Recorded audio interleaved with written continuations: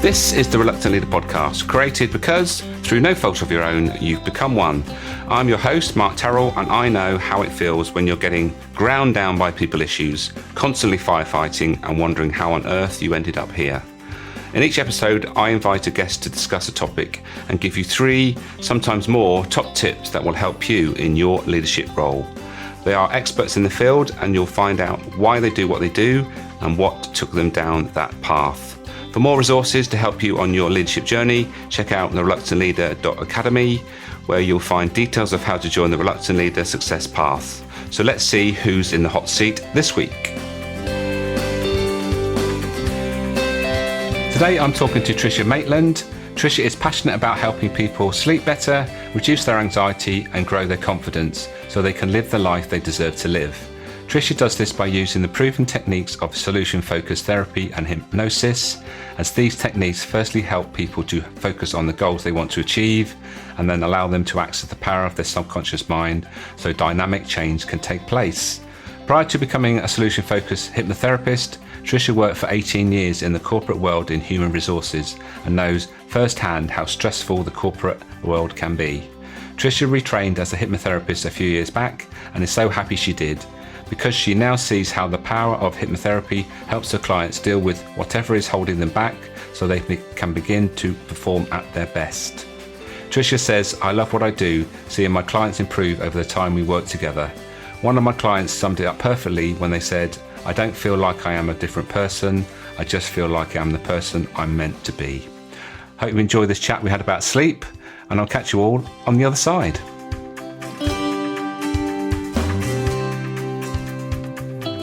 Tricia, welcome to the Reluctant Leader podcast. Thanks for having me, Mark. I'm really excited to be here to talk about one of my favourite topics. Well, a few months ago, I would have thought, talking about sleep on a podcast that's directed at people in leadership positions would have been not really a very interesting subject. But I came across Matthew Walker's book, Why We Sleep, and I was fascinated firstly, and then actually, it's a real eye-opener as to why we need sleep, and obviously we're going to be talking about that. But before we get into that, I ask all my guests, there's one question, and that is, why do you do what you do, and what was the pivotal moment that took you down this path? Right, okay, so why I do what I do? Well, I haven't always been a hypnotherapist, but I've always wanted to help people. And I guess that started with me doing a degree in psychology back a number of years ago when I left school. Because as I said, I really wanted to help people. But after I did my studies, I thought, actually, I also want to get out and work in the world and earn some money. So then I went into human resources because I felt like I was helping people in the corporate world. And I worked in that for most of my career. So I worked in lots of different organizations. I've worked for large accounting firms, for IT companies. I worked in local government. I also worked at Star City Casino in Sydney. But whilst I was working in HR, I was always still really interested in complementary therapies and how we can kind of help ourselves in a holistic sense. So I've studied massage over the years. I've studied Reiki. I'm a qualified reflexologist, but I never really found a thing that was right for me. So back about 8.5 years ago, I came to the UK and met my wonderful husband, Luke, who you know, and got another job in HR. But I think I was starting to reach the end of the road in terms of working in HR because I really wasn't enjoying it as much anymore, but I didn't actually know what I was going to do for my next step. So I guess the pivotal moment for me then was coming across hypnotherapy, in particular solution-focused hypnotherapy. And basically my friend was telling me about this great course that she'd come across. And initially when she told me about it, I think it sort of went over my head a bit because I thought hypnotherapy was a bit woo-woo and, the whole look into my eyes, make me cluck like a chicken thing.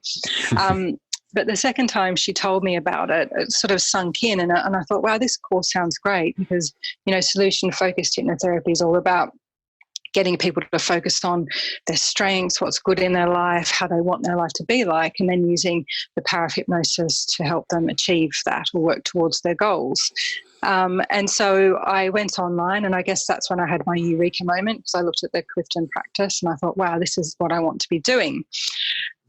So then I resigned from my job and I began my training, and I just really enjoyed it. And now I've been a qualified hypnotherapist for about the last 2 to 3 years. And, I love it. I love seeing how hypnotherapy can help with so many different things, whether it's, reducing stress and anxiety, or getting on top of unhelpful habits like perhaps eating or drinking too much, or, helping people achieve their goals or get over fears and phobias, or help them stop smoking, basically anything that's holding them back from, living their life to the full. And I think when it comes to sleep in particular, what I noticed over the time I've been a hypnotherapist is that although I see people for lots of different reasons, I'd have to say about 80 to 85% of my clients also have problems with their sleep. And what I've noticed is that when my clients start sleeping better, they start feeling better mentally and physically, and they're able to cope with much more. And, I hope that's also the hypnotherapy. But I definitely think there's a connection between sleep and mental and physical well-being. And I guess I also have a bit of a confession to make, in that I also have a personal interest in sleep because I have had problems with my sleep, particularly in the last few years. So I'm on a mission to improve my sleep, because I know firsthand when I sleep better, I feel better. I'm able to accomplish more and enjoy my day more. And I've sort of been finding out what works for me and how I can share that with others. And so I can really spread the word, because I guess I think that sleep is a foundation on which everything else sits. And I think that includes being a successful leader in business. Yeah, absolutely agree with that. And it's interesting you say about your awareness around your sleep. I'm far more aware now since I've read Matthew Walker's book, in that if I don't get the required amount, and I know what that is, and we'll obviously talk about that in a while, when I wake up and think, well, I haven't had that amount, and I feel almost like, well, I haven't fulfilled what I should be doing to be my best. And that comes with awareness, doesn't it? A lot of this stuff, once you're aware, then you can hopefully make better decisions around your sleep. Absolutely. So that's a great story. And now we know why you do what you do, which is great. You obviously make a big step there, moving from HR, but I guess you still sort of work in that arena. So where do we start with sleep then? What do you think the first thing we would first think about with regards to sleep? For me, I think if we, just like you said, if we have an awareness of what helps us and what hinders us, and the biology behind that, then I think we can make better choices. And I think that's really important, because I think sometimes people think that they can, I don't know, for want of a better term, game the system. It's okay if I miss a night's sleep because I can catch up, or it doesn't matter because, that might be for other people, but I can drink coffee till before I go to sleep, or drink alcohol. But actually, we know that there's certain facts about the body. And so the choices that we make, we really should be thinking about how we can support our biological systems in the best way, because there's two basic sleep mechanisms that we have to think about. And the first one is our circadian rhythm, which is our 24-hour body clock.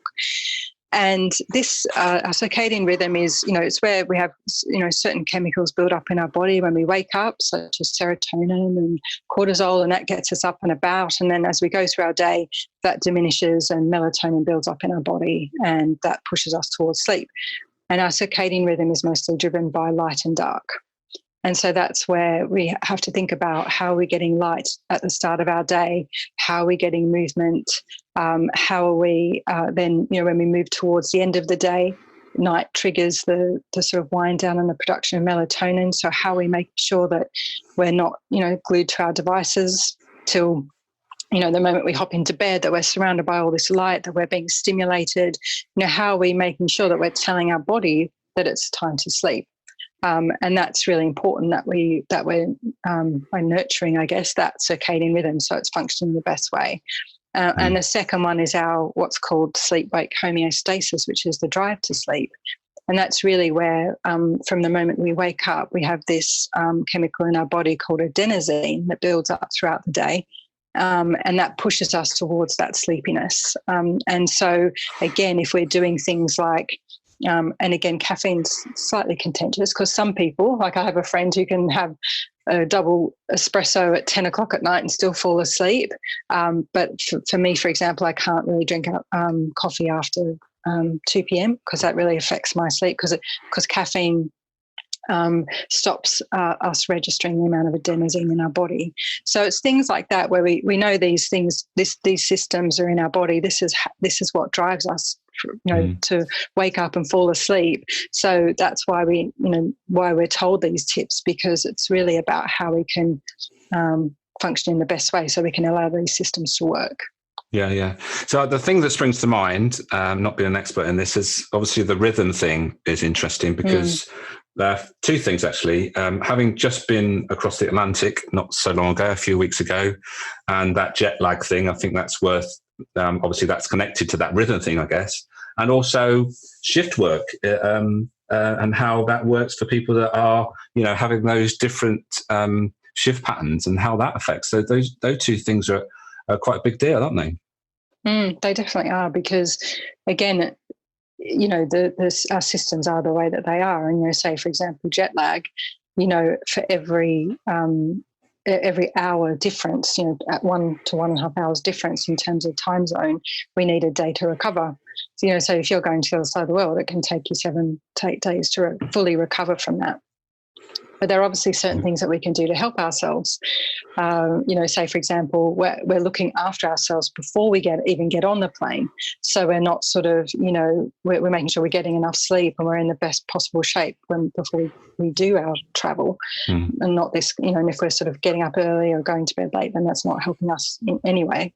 But, in terms of when we're flying and things like that, it's, as we all know, adjusting as soon as we get on the plane in a way, thinking about where we're going and the time frame there, so that we're sort of starting to get ourselves into that rhythm.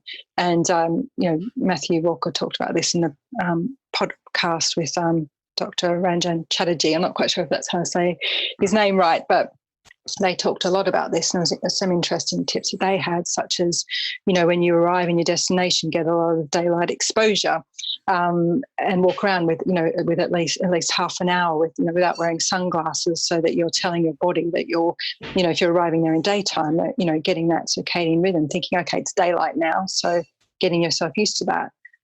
Making sure that you're eating at the time, even on the plane. Don't eat when you're given the food necessarily. Think about meal times in the place that you're going. Another thing is, when in the afternoon, wearing sunglasses so that your body is not taking in the light, so it can start to think about winding down. Exercise when you get there, particularly in the morning when you can. So it's, and with sleep, they say try and sleep early in the flight or the middle rather than at the end, so that you can build up that adenosine in the body, so that you can then start to feel sleepy if you're getting there in the night time. So there's certain things that you can do to really help yourself for jet lag. But again, it is a factor of life, I guess, because that's our circadian rhythm, and it does take us an amount of time to get over that. But there are obviously things that we can do to help ourselves. And it's the same with shift work. It is, shift work isn't good for us. I mean, that's just a fact, I think. But people have to do shift work. We need nurses and we need policemen, and it's fantastic that they're doing what they're doing for society, but it isn't good for us. So, but there are certain things that are suggested, in the Business of Sleep book, and How to Sleep Well by Neil Stanley, and obviously Matthew's book. They're my 3 favourites. But they talk about things like, if you're doing shift work, then have your shifts, if your shifts change, make sure you start sort of in the morning, then, doing morning shift and then day shift and then evening shift, so that you're kind of going through the day. If you have to kind of rotate, some people have to go, change their shift patterns. So it's making sure that you're doing it in that way, rather than going, from evening to morning or something like that. And then if you finish and it's daylight, wear sunglasses, which sounds a bit weird, but block the light from your eyes so that you can tell yourself that you're ready for sleep. Having a sleep routine, and, there are obviously, so certain things you can do, not having alcohol 3 hours before you need to sleep, because it affects our sleep. But I do feel for people who do shift work, because it does affect our sleep quality and quantity. Yeah, yeah. And you mentioned alcohol there, which is an interesting one, because a lot of people, they'll have the nightcap or and which they think is going to help them sleep, but actually it's not helping them at all, is it? Well, yeah, I mean, it's interesting again because, as I say, Neil Stanley, How to Sleep Well, he sort of, and I've heard him speak as well, but he talks about that, if someone has a sip of sherry at night and that helps them and that makes them feel good and they feel they wake up feeling refreshed, then kind of go for that. But if people are using alcohol, if they're drinking a lot of alcohol, if they're drinking a few hours before sleep, I know people who use it as a way to get to sleep. It really does affect your sleep, and research shows that time and again. But the thing is with alcohol, it kind of tricks you a bit because it does help us fall asleep. It's true. So if people struggle to fall to sleep, they may go, I'm just going to have a few drinks because I'll just pass out. It definitely does do that. But what alcohol does do is that it affects the depth of our sleep over the evening, and it also really affects the second half of our night because our night's kind of broken into two halves. We have more of our deep sleep in the first third to half, and then we have more of our REM sleep where we dream in our second half. So it really affects our REM sleep because alcohol increases our body temperature, which wakes us up. So we're a lot more restless and we're not allowing the REM sleep to do its job. So that's why people wake up feeling groggy and grumpy and emotionally probably not in the best place, because alcohol really does affect us, definitely. Yeah. And I've had a confirmation of that because my partner's been away for the weekend. She doesn't really drink that much, and she couldn't sleep last night even though she was very tired. And I said that's probably because obviously they were hitting the prosecco, and obviously that was still, I guess, in their system and having that knock-on effect. Okay, so we haven't mentioned about actually how much sleep we should get. So what's your view on that? So the research says that most people sit within a 7 to 9 hour range, and there are some people who need less and some people who need more. So the guidelines are saying if it's less than 6 or more than 10, then that's really not advisable at all. So there are some people who are in the 6 to 7 hours, there's some people in the 9 to 10 hours, but I think most people sit within that 7 to 9 hours. And what we know, though, is in the UK, Sleep Foundation did a study in 2013 and found that 35% of people get less than 7 hours sleep, and 18% get less than 6. So, so I think there's a bit of a problem. Yeah, sounds like it. And what about at different stages in our life? Our age. Yeah. Does it change over our lifespan? I don't think the need for sleep changes over our lifetime, but I think our sleep patterns can change over our lifetime. Certainly, I mean, to be fair though, when we're children and babies, and we need more sleep, absolutely. But when we reach adulthood or young adulthood, that kind of stays constant throughout our lives. But our sleep can change. For men, it can be sort of 45 years old upwards. Women, it could be men sort of 35 to 45, women 45 to 55. Obviously for women, menopause and things like that can affect that. And so our sleep can be affected. In particular, our deep sleep can diminish a bit as we get older. And that's why I kind of think of it a bit like an elastic band. When we're younger, we can wear our elastic band, our flexibility is much more stretchy in terms of, being able to do late nights and party and all that sort of stuff. But as we get older, that flexibility, elasticity diminishes. And that's why I think we even have to be more aware of the things that help us sleep, because I think we can, obviously the quality can be affected as we get older. Yeah. Okay, so sleeping and dreaming obviously go together. And I know that... Again, I've read Why We Sleep, and I know he talks about it. But why is it we dream? What's the purpose of that, and why is it good for us? Yeah, I think so. In terms of why it's good for us, so like I said, our sleep is broken up into two halves, if you will. One is the first half is the deep sleep. The second is where we have much more of our REM sleep. And if you think about our sleep cycle, the REM sleep is generally the last 20% of that sleep cycle. And so the reason why we dream from, this is what I kind of tell all my clients. One of the main reasons why we dream is that it's all about in REM sleep, when we dream, that's really where we process our emotional memories. And the things that have happened to us throughout the day. So say, for example, say someone upsets you in the day and you still think about it and you go to bed, and when you dream, you'll process that event, and you might even form part of your dream, or it might be something totally unrelated. But what will happen is you've moved it from being in that emotional place in your brain to where it's more of a narrative memory. So when you wake up, you've either forgotten about it, or you can think about what happened to you in a more rational, objective way. And so that's why, REM sleep is so important to process our emotions. It's also really good for our procedural memory. So if we're learning new tasks, particularly, as I say, procedural things, then that really helps us to consolidate that memory. But, I think all mammals dream, and there's still some debate about, people like to obviously think there's some other deep reason for it, but that's in terms of how it helps our brain, and it helps our ability to cope and deal with the day. It's like a filing system where we sort of like put things in the right place so we can sort of record them at a later date. I think it's something like that. Is that right? Yeah, I mean that's because you've got REM and non-REM. So obviously non-REM is more of the majority of our sleep than REM.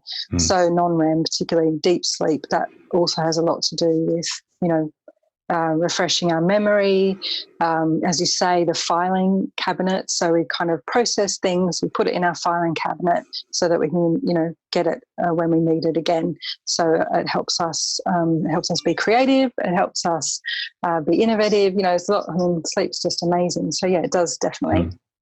So when they say, when you've got something on your mind, it's actually a good thing to sleep on it for not only where you're just in a better place in the morning, and also your brain has had time to sort of process what's been going on and maybe put you in a different place to make a better decision, I guess.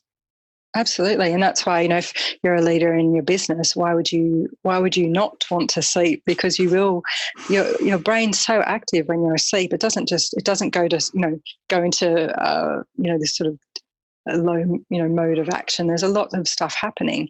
And, it's almost like weeding the garden.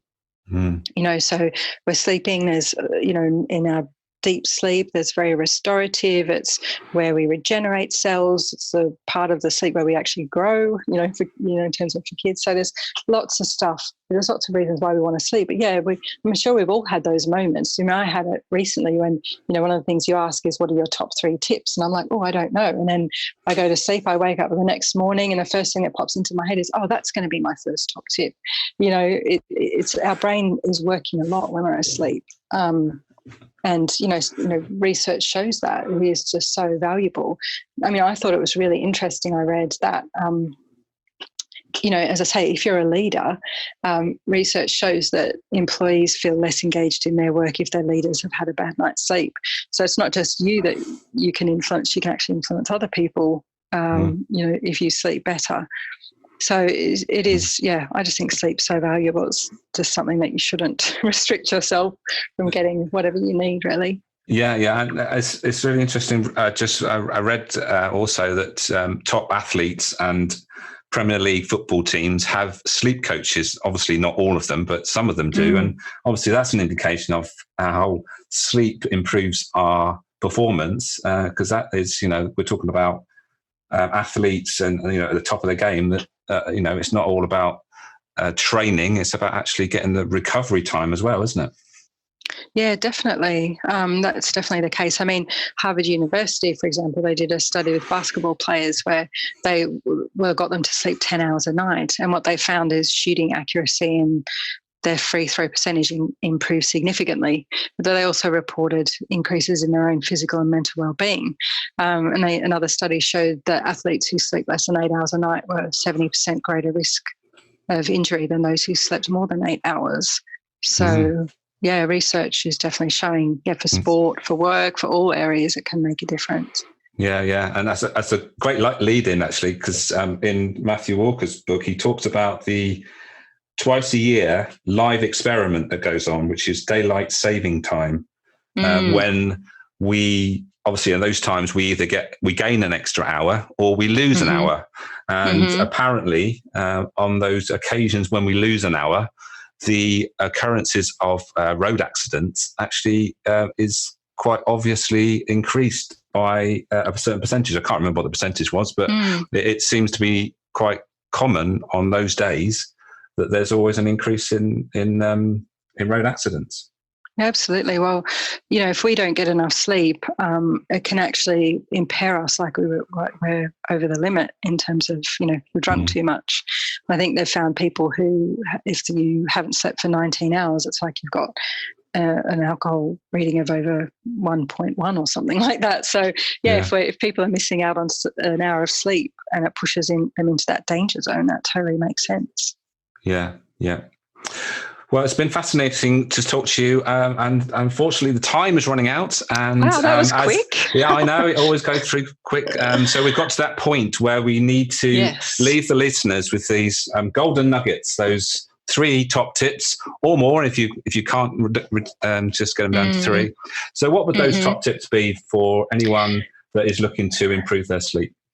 Yeah, so I think, I did find this a bit tricky because I think sleep's a bit like a science experiment that's made up of lots of different ingredients. And I think we all have our own special formula. So my special formula could be slightly different to your special formula.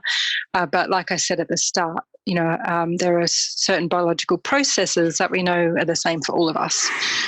So I think, tip 1 for me is, I think one of the most important things you can do is make sure you have a regular time when you go to bed and a regular time when you wake up. In a way, we're still like babies, and babies like routine. And so that's really important that because I think this is something that we don't do. We're up, we might be watching Netflix and the next episode comes on of your favorite show. So you just let that, that click the button and you're watching the next episode. And so your 10:30 bedtime could become your 11:30 bedtime. And the thing is that, like I said, we have a night of 2 halves, where we have deep sleep at the first half, more of our REM sleep in the second half, and we can't catch up on sleep so much because our body's used to the time that we normally go to bed. So I think making sure that we have a regular time when we go to bed and wake up. And then also the other thing though is, which, you asked about the amount of sleep, and, you're more aware of that, and figuring out the amount that you need is also really important. So it's no good if you're going to bed at 11 and you're waking up at 6 if you actually need 8 hours a night. Because if you think about it, over the course of 7 to 8 days, you've missed 1 night of sleep. So, and the thing is, the amount of sleep we need is genetic. You can't sort of change that. You are what you are. So that's really important, is to also make sure you get the amount of sleep that you need. I know I've put 2 tips in there, but that's my tip 1. Okay. And I think tip 2 is really making our bedroom conducive to sleep. And that means making sure we have a cool room, making sure we have a quiet room, and making sure we have a dark room. Again, this is a lot to do with our circadian rhythm and how our body works. So a cool room, because we actually need to lose a degree of body heat overnight.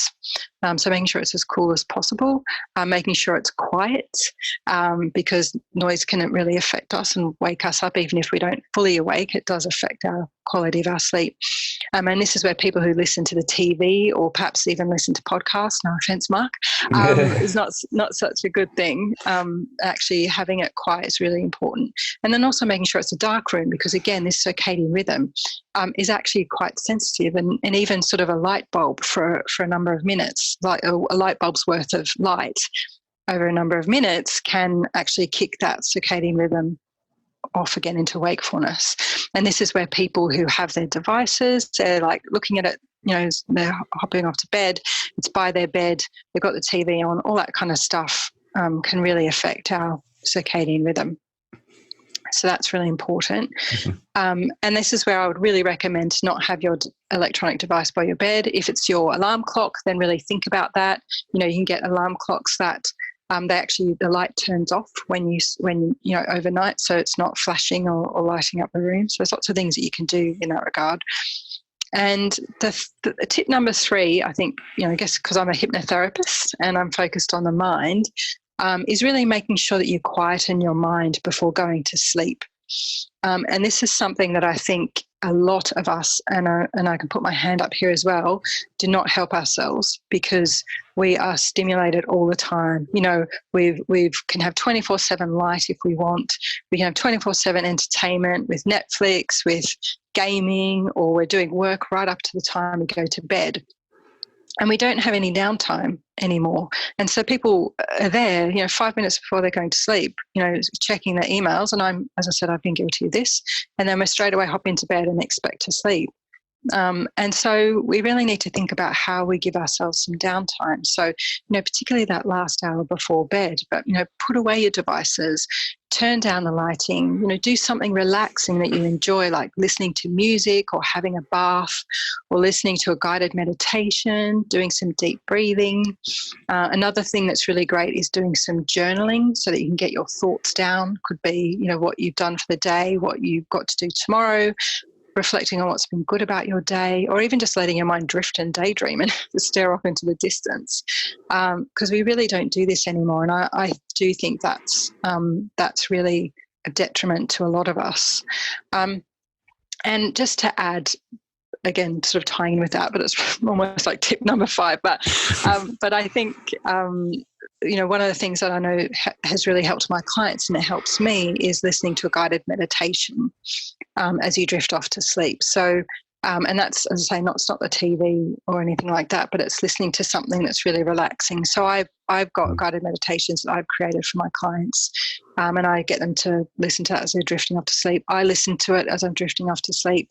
And I really notice a difference in being able to get to sleep and also the quality sleep that I've had. So, and when I haven't listened to it for a couple of weeks, I know I wake up, I start to feel more anxious. So I do notice when my clients listen to that every day, they do get better. And it doesn't have to be mine, of course. There's like Calm or Headspace or any of those other apps where you can get meditations. But if you do find drifting off to sleep, that could be something that's really about a benefit. And my last thought, because I think this is really important as well, when we can't sleep, and I've been there, people can even get sleep anxiety. I totally feel your pain because I totally understand. But it's really important, whatever we try, is that there's no magic, no magic pill that's going to fix you, and that will work miraculously the first time. So if you are having problems with your sleep, please, whatever you try, give it a go for a few weeks, because if you've gotten yourself into bad sleep habits, then, it's just like learning a new language or riding a bike. It's going to take time to get a new routine established. So, be patient with yourself, be accepting of where you are right now, do the things that nurture you, and, have faith that things will improve, because they will if you stick with it. Fantastic. What more can I say? It summed it up really, really nicely. It's interesting, actually, the one thing we didn't talk about was actually sleeping pills, which obviously aren't a good thing. People can look that up because obviously it's not really natural sleep. But thank you ever so much for your time today, Tricia. I've really enjoyed it. I think it's something that everyone should be taking on board, and not only if you're in a leadership position, but anybody should be aware of the amount and also the quality of the sleep they're having. So thank you again for your time. Thank you, Mark. I've really enjoyed talking to you today.